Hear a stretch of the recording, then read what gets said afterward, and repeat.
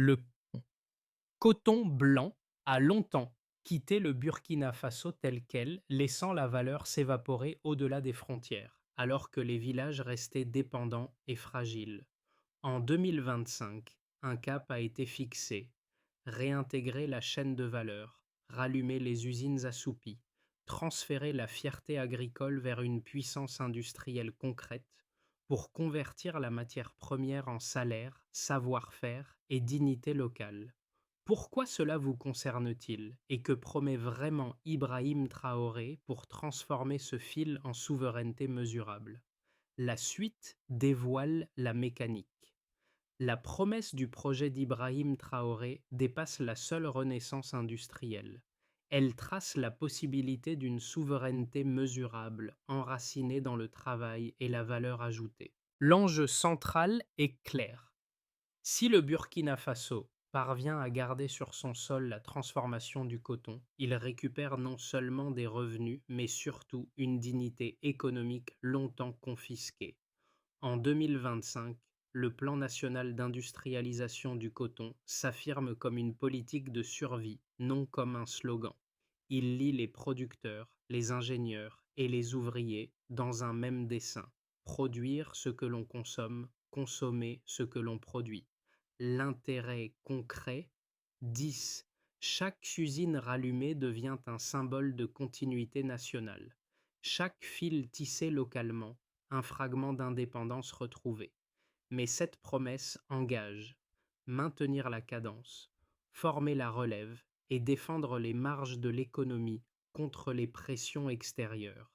C'est à ce prix que la souveraineté cesse d'être un mot pour devenir une méthode. En mai 2025, un contrat historique de 106 millions d'euros a été signé, un tournant discret mais décisif pour une industrie que l'on croyait condamnée.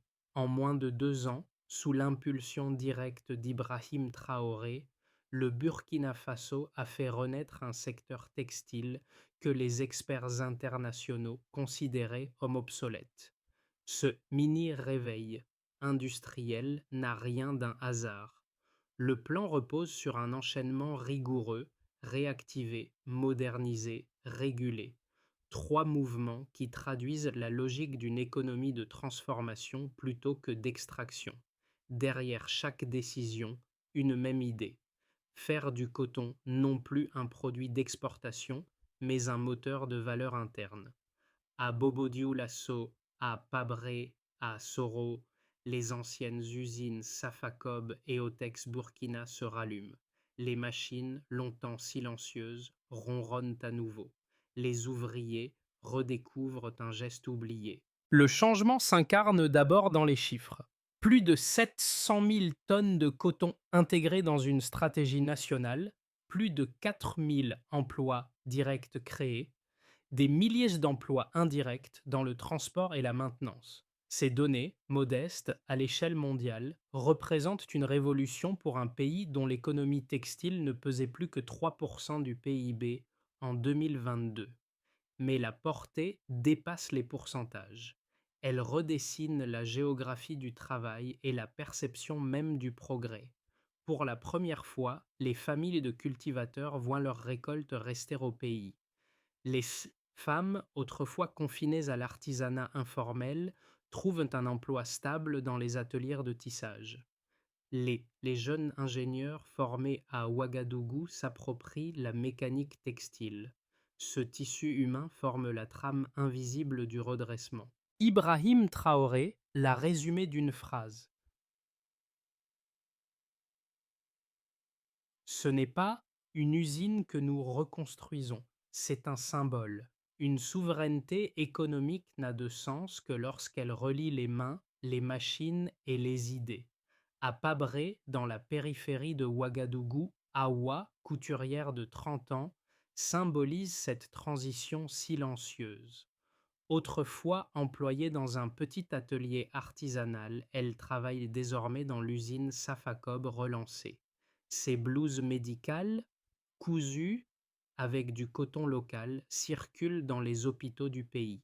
Elle raconte avec fierté que son revenu a doublé, mais surtout que son travail sert à quelque chose de national.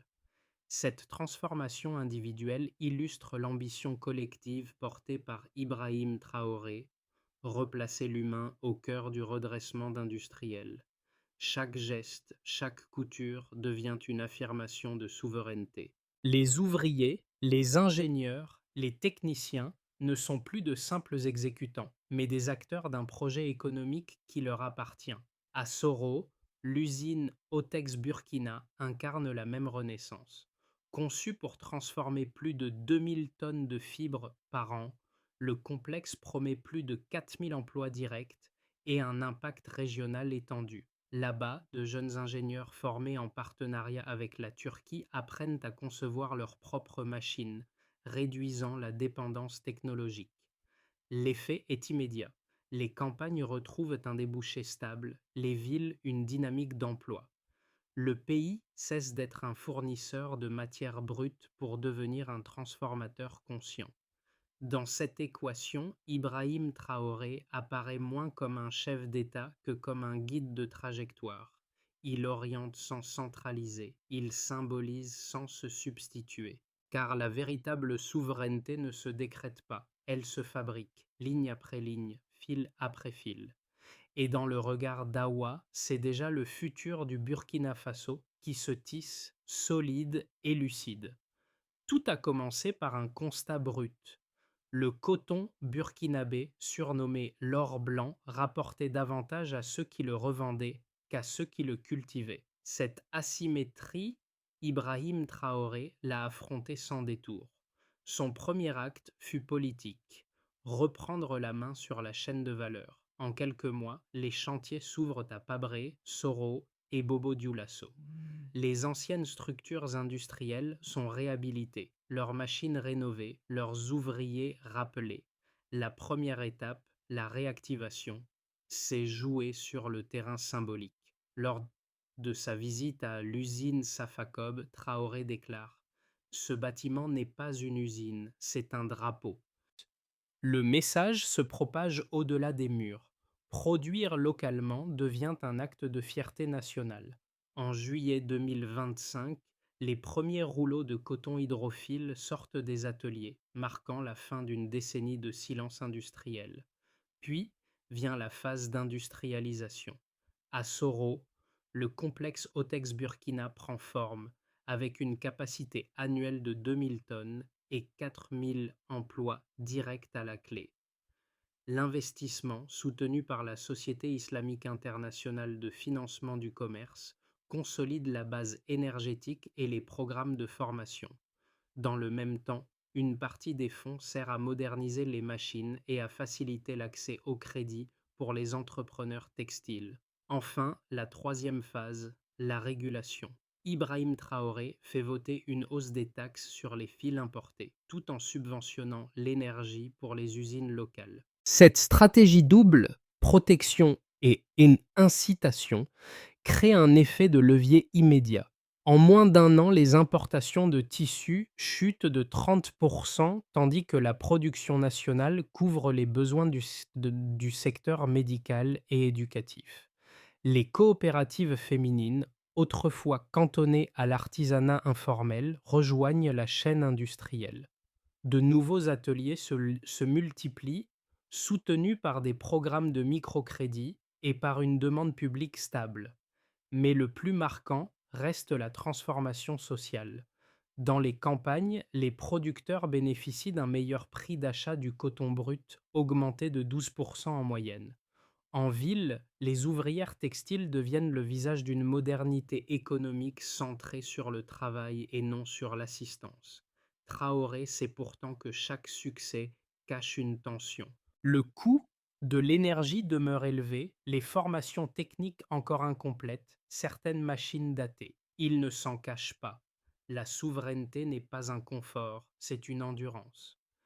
Pour y répondre, le gouvernement tisse des partenariats avec l'IAT, avec la Turquie, l'Algérie et la Chine afin de renforcer la formation et d'élargir les capacités de production. En 3 temps, réactivation, industrialisation, régulation, le Burkina Faso redessine son destin industriel. Le coton, jadis simple matière à vendre, devient le fil conducteur d'une indépendance assumée. Et sous chaque atelier rallumé, on lit la même phrase. Un pays qui tisse son avenir ne dépend plus de personne. Ibrahim Traoré le répète avec calme, produire n'est plus un réflexe économique, c'est un acte politique. La réussite du modèle burkinabé ne repose pas sur des slogans, mais sur des chiffres tangibles. Entre 2023 et 2025, la part du coton transformé localement est passée de 10% à 28%, soit environ 200 000 tonnes désormais traitées sur le sol national. Ce basculement, souvent cité par Ibrahim Traoré, marque un changement de structure économique plus profond que toutes les réformes antérieures. Chaque pourcentage gagné équivaut à une autonomie industrielle conquise, un emploi sauvegardé et une richesse conservée. La hausse du taux de transformation s'explique par trois leviers principaux. Tout d'abord, la fiscalité ciblée. L'augmentation des taxes sur les fils importés a réorienté la demande vers la production nationale. Les acheteurs publics, écoles, hôpitaux, administrations, ont reçu pour consigne d'utiliser exclusivement du tissu local. Ce simple ajustement réglementaire a permis de stabiliser la demande interne et de donner de la visibilité aux ateliers. Ensuite, l'énergie subventionnée. Dès 2024,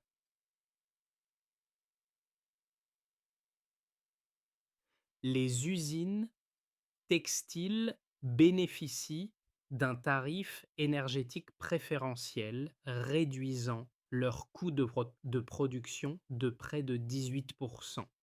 Cette réduction, modeste en apparence, a suffi à faire passer plusieurs entreprises sous le seuil de rentabilité et à éviter la faillite de petites structures coopératives.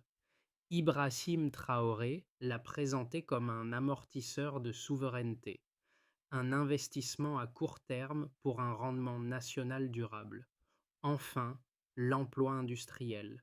En 2 ans, la politique a créé 4 000 emplois directs et plus de 10 000 emplois indirects dans la logistique, la maintenance et la couture.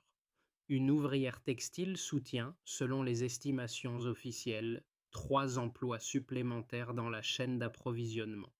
Ce multiplicateur social alimente la consommation locale et renforce la stabilité des foyers. Ces chiffres révèle un cercle vertueux. La production locale stimule le revenu alimente la demande et la demande solidifie l'industrie. Le secteur agricole en ressent déjà les effets. Près de 2 millions de cultivateurs ont bénéficié d'une revalorisation moyenne de 12% du prix d'achat du coton brut, entraînant une baisse de la pauvreté rurale dans plusieurs régions. Les indicateurs sociaux suivent la même tendance.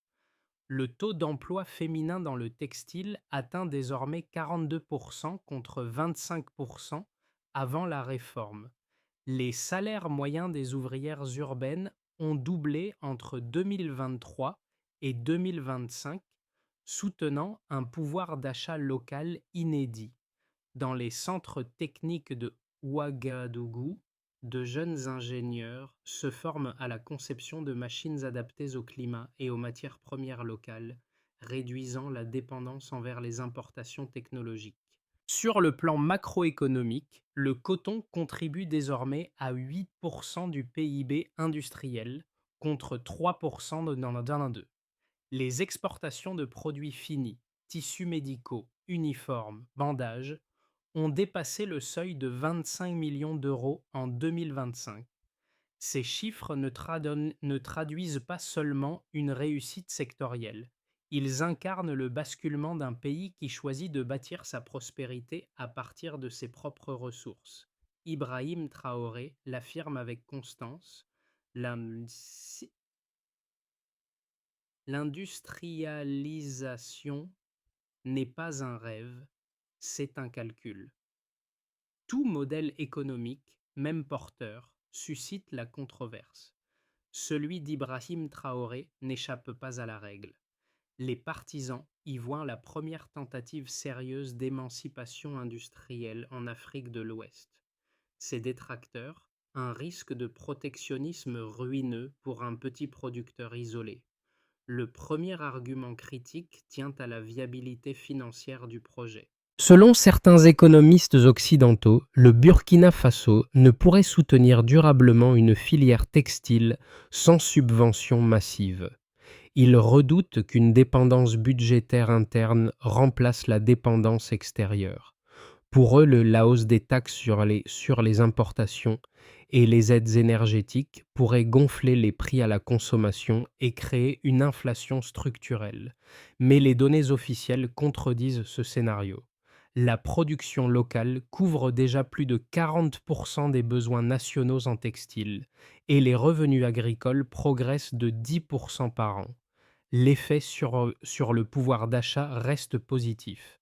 Les prix des produits essentiels n'ont pas explosé, tandis que l'emploi industriel absorbe la pression sociale. Le second reproche concerne la compétitivité internationale. Comment rivaliser avec les géants asiatiques? Traoré répond: Nous ne cherchons pas à copier leur modèle, mais à construire le nôtre. Le Burkina Faso ne prétend pas inonder les marchés mondiaux. Il veut d'abord satisfaire sa propre demande et celle du Sahel. Ce recentrage stratégique transforme une faiblesse en levier. Produire à taille humaine pour des besoins identifiés, avec des bénéfices qui restent sur le territoire. Enfin, certains observateurs invoquent le risque d'isolement. Pourtant, le plan Traoré repose sur une alliance régionale, l'Alliance du coton, unissant le Mali, le Bénin, le Tchad et le Burkina Faso. Ensemble, ces pays mutualisent la recherche, la formation et les débouchés commerciaux, bâtissant une capacité textile africaine intégrée. En affrontant les critiques, Ibrahim Traoré ne se défend pas. Il argumente. Sa force n'est pas la dénégation, mais la cohérence, une souveraineté qui ne se ferme pas au monde, mais qui choisit les conditions de l'échange. Cette phrase d'Ibrahim Traoré, prononcée à Ouagadougou en 2025, résume le basculement du pays. À mi-parcours, le projet cesse d'être une politique. Il devient une culture économique. Le coton, jadis symbole d'exploitation silencieuse, s'impose comme instrument de confiance nationale. Les effets visibles se combinent à une transformation moins mesurable, la réconciliation entre travail manuel et ambition collective. Dans les écoles techniques, les classes affichent au complet. Les jeunes voient dans le textile un avenir stable, non une voie de secours. Ces coopératives féminines deviennent des foyers de transmission. L'apprentissage du tissage y côtoie la gestion et la comptabilité. À Bobo-Dioulasso, des ateliers communautaires produisent des uniformes scolaires pour les régions rurales. Chaque pièce raconte un changement de mentalité. Fabriquer localement n'est plus un choix marginal, c'est une fierté. Le point médian marque aussi une maturation politique. Ibrahim Traoré ne se présente plus comme un réformateur, mais comme un catalyseur. Il délègue, structure et exige que la souveraineté industrielle s'incarne dans les gestes du quotidien. Le projet n'avance plus sous l'impulsion d'un homme, mais sous le rythme d'un pays. Les retombées du plan d'Ibrahim Traoré se lisent désormais dans la vie quotidienne. Les quatre grands ensembles, agriculteurs, entreprises, citoyens et régions, en mesurent déjà les effets. Pour les agriculteurs, la mutation est palpable. Plus de 2 millions de producteurs bénéficient de contrats directs avec les usines locales. Le prix d'achat du kilo de coton a augmenté d'environ 12%, tandis que les coûts logistiques diminuent grâce aux centres de collecte rapprochés. Le résultat, les familles rurales ne livrent plus à des intermédiaires étrangers, mais à leurs compatriotes. Le revenu stable remplace la survie saisonnière et la dignité succède à la dépendance. Pour les entreprises, la dynamique est tout aussi claire. Les groupes Safacob, Otex Burkina et Faso Extile forment désormais un réseau intégré produisant coton hydrophile, tissus techniques et vêtements finis. Cette synergie génère environ 15 000 emplois directs et indirects et stimule l'émergence de PME spécialisées dans la teinture, la maintenance et le transport. Les uniformes scolaires, les blouses médicales et même les habits militaires sont désormais confectionnés sur le sol national, garantissant un marché intérieur solide. Pour les citoyens, c'est une révolution silencieuse. Le coton, autrefois symbole d'exportation passive, devient un marqueur d'identité collective. Dans les rues de Ouagadougou, le Faso d'Anfani n'est plus réservé aux fêtes. Il incarne la fierté retrouvée. Les campagnes d'éducation intègrent la formation textile dès le secondaire. Les femmes, représentant 42% de la main-d'œuvre, y trouvent un espace d'émancipation durable. Pour les régions, enfin, le modèle agit comme un catalyseur d'intégration. L'Alliance du coton, qui réunit le Burkina Faso, le Mali, le Tchad et le Bénin, favorise la circulation des savoir-faire et la création de chaînes d'approvisionnement intra-africaines. En moins de 2 ans, les échanges régionaux de produits textiles ont progressé de 30%, réduisant la dépendance vis-à-vis des importations asiatiques. Au-delà des chiffres, l'impact le plus durable se situe dans les mentalités. Les ouvriers voient dans leur tâche un acte civique, les paysans un partenariat équitable, les jeunes une perspective d'avenir. Ibrahim Traoré résume cette mutation par une équation simple. Chaque fil produit localement est une déclaration d'indépendance. L'économie n'est plus une abstraction, elle a des visages, des ateliers, des voix. Le Burkina Faso, jadis maillon faible, devient pôle d'entraînement pour tout le Sahel. La souveraineté cesse d'être un horizon lointain, elle s'expérimente chaque jour dans les gestes du travail. Les prochains mois détermineront si le projet initié par Ibrahim Traoré deviendra une référence durable ou une parenthèse prometteuse. 3 trajectoires se dessinent, chacune révélant un visage différent de la souveraineté économique. Dans le scénario de base, le pays maintient son rythme actuel. Les usines Safacob et Cotex Burkina atteignent leur pleine capacité. Les politiques de substitution aux importations se stabilisent. À ce rythme, la production locale pourrait couvrir 50% des besoins nationaux en textile d'ici fin 2026. Les revenus agricoles continueraient à croître d'environ 10% par an, soutenus par une demande intérieure solide. Ce scénario consolide le modèle sans l'étendre, la souveraineté s'installe, mais reste dépendante de la discipline budgétaire et d'une vigilance constante face aux chocs externes. Dans le scénario optimiste, si la coopération régionale s'intensifie et que les infrastructures énergétiques se modernisent, le Burkina Faso pourrait devenir le pôle textile du Sahel. Les exportations de produits finis franchiraient la barre des 60 millions d'euros, tandis que l'emploi industriel atteindrait un niveau record. Les centres techniques formeraient une génération d'ingénieurs autonomes capables d'innover plutôt que d'imiter. Dans cette hypothèse, la doctrine Traoré dépasserait le cadre national pour inspirer tout le continent. Dans le scénario difficile, en cas de tension sur les prix mondiaux du coton ou de réduction des subventions énergétiques, la production ralentirait. Certaines usines fonctionneraient à 60% de leur capacité. Les agriculteurs subiraient des retards de paiement et la pression sociale augmenterait. Pourtant, même dans cette hypothèse, les coopératives, les écoles techniques et la demande intérieure constitueraient un socle résilient. La souveraineté, une fois amorcée, ne pourrait plus être effacée. Ces 3 voies ne sont pas des paris, mais des tests de cohérence. La clé réside dans la constance. Continuer à tisser, former, produire, comme le répète Ibrahim Traoré. La souveraineté n'est ni un miracle ni une posture, c'est une discipline quotidienne, mesurable et transmissible. Dans les marchés de Ouagadougou, Les rouleaux de tissu local côtoient les fruits, le mil et les outils agricoles. Ce n'est plus seulement du commerce, c'est la preuve tangible qu'une économie peut renaître depuis la base. Chaque fil, chaque couture, chaque uniforme raconte une même idée, qu'un pays africain peut produire, consommer et exporter à partir de son propre sol. Pour Ibrahim Traoré, cette reconquête économique n'a de sens que si elle touche la vie ordinaire. Dans les campagnes, les revenus stables redonnent confiance. En ville, les jeunes formés dans les écoles techniques trouvent un emploi durable sans devoir émigrer. Les artisans, les mères de famille et les techniciens partagent désormais la même conviction. Le progrès se fabrique ici. Cette dynamique modifie la perception de soi. Les Burkinabés ne se voient plus comme de simples fournisseurs de matières premières, mais comme les architectes de leur propre avenir.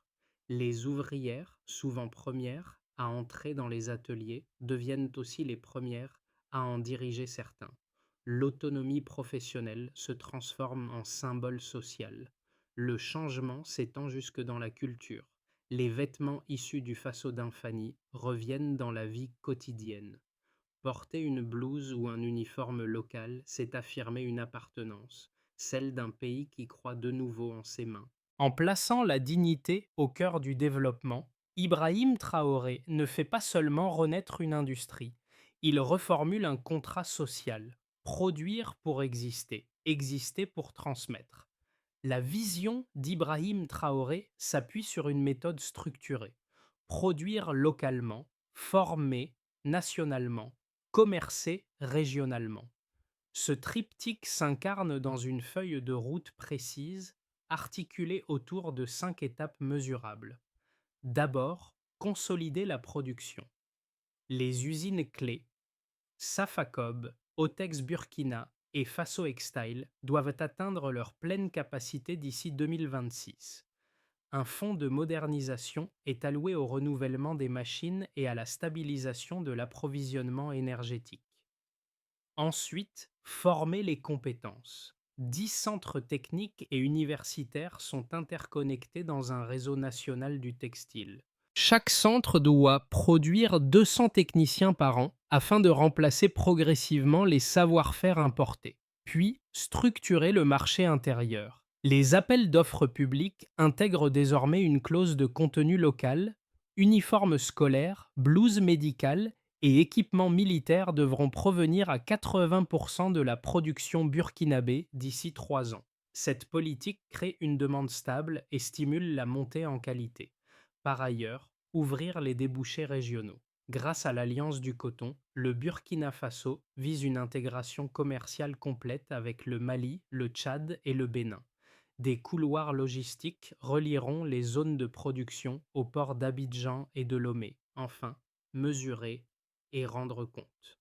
Les indicateurs trimestriels, taux de transformation, emploi industriel, part du PIB, sont publiés pour garantir la transparence et la redevabilité.